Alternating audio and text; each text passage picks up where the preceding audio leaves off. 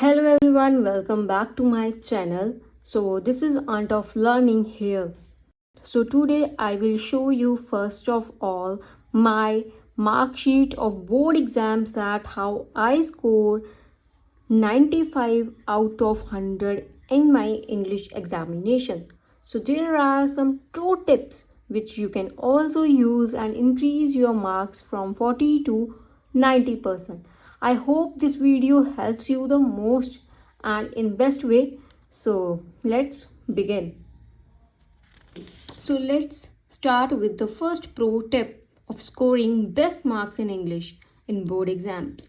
So सबसे पहले आता है कि अंडरस्टैंडिंग द कंसेप्ट. अगर आपके कंसेप्ट क्लियर नहीं है तो आप चाहे जितना भी रट्टा लगा लें, उससे कोई भी फ़ायदा नहीं होगा. ठीक है, क्योंकि सबसे ज़्यादा इम्पॉर्टेंट है understanding the concept with whole. कि कोई भी चीज़ ऐसी ना हो जैसे कि आपको आपका पैटर्न ही ना पता हो. So pattern must be cleared. Okay, so सबसे पहले क्या बात है, you need a clean understanding of your syllabus, prose and poetry. चाहे वो आपके लेसन्स हैं, चाहे आपकी पोइट्री है, आपको उसकी बहुत ज़्यादा डीप अंडरस्टैंडिंग होनी चाहिए कि आखिर उसके लिखने का पीछे का कारण क्या है पोइट के. ठीक है, और the most important thing is name of the poets. ठीक है, उसके बाद आता है learn the correct, oh my mistake, learn the correct formats for writing letters, reports, essays, etc, etc, etc, because this is the most important topics which we cover in our grammar section. ठीक है, अगर ये आपका clear है तो आप easily मतलब 40 से 50 पर तो आ ही जाओगे, क्योंकि कॉम्प्रिहेंशन पैराग्राफ्स भी आते हैं तो वो काफ़ी स्कोरिंग होते हैं. इसका आपको टेंशन लेने की कोई खास इतनी ज़रूरत नहीं है. ठीक है, उसके आगे चलते हैं. Don't just memorise grammar rules. आपको ग्रामर के रूल्स मेमोराइज करने की ज़रूरत नहीं है. उन्हें सिर्फ रॉट लर्निंग कर कर आप ग्रामर को क्लियर नहीं कर सकते. उसके साथ साथ आपको बेसिक नॉलेज होना बहुत ज़रूरी है. जैसे आपको पता होना चाहिए कि नाउन प्रनाउन क्या है, मॉडल्स क्या होते हैं, आर्टिकल्स क्या होते हैं और कहाँ यूज़ होते हैं. सो उसका एक करेक्ट वे होना बहुत ज़्यादा इम्पॉर्टेंट है. Moving to the second pro tip of scoring good marks in English board examination. The second tip is 15-minute hack. This is the most important hack which will increase your marks from 40% to 90%, which I also use.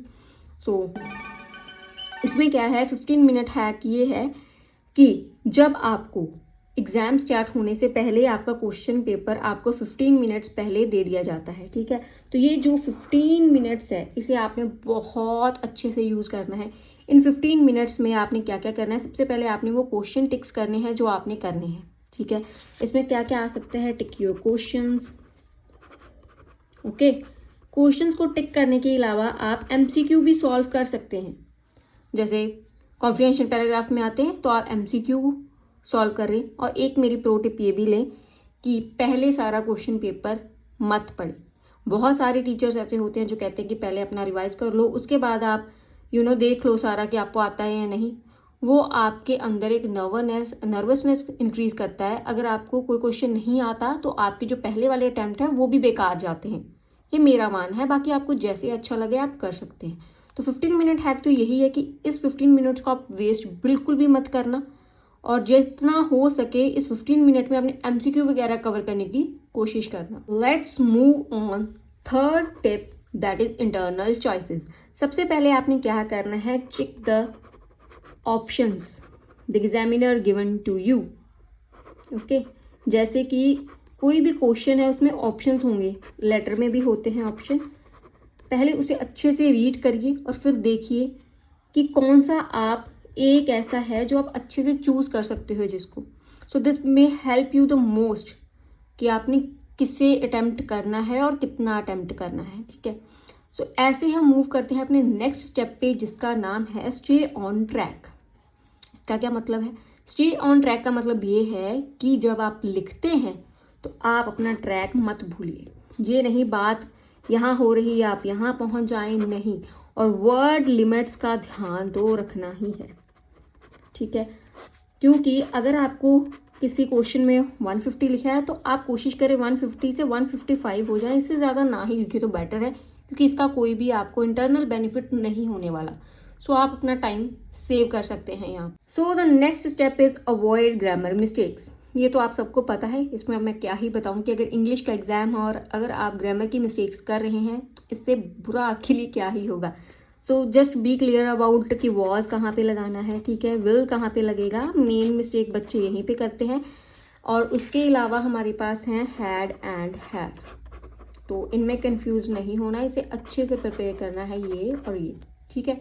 उसके बाद है last tip जो मेरी, कि presentation matters the most. कि अगर आपने लिखा चाहे जैसा भी हो, लेकिन अगर आपकी प्रेजेंटेशन काफ़ी बेटर है, कि आपने हाइलाइट्स किया है पॉइंट्स को, ठीक है, हाइलाइट्स के साथ साथ आपने 2 hours later.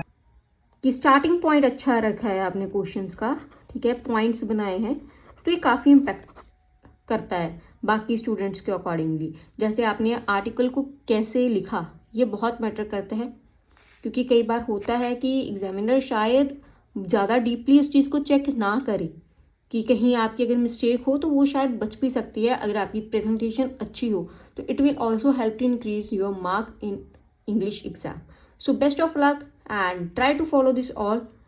So thank you. Follow my channel for more such informative videos. Bye bye.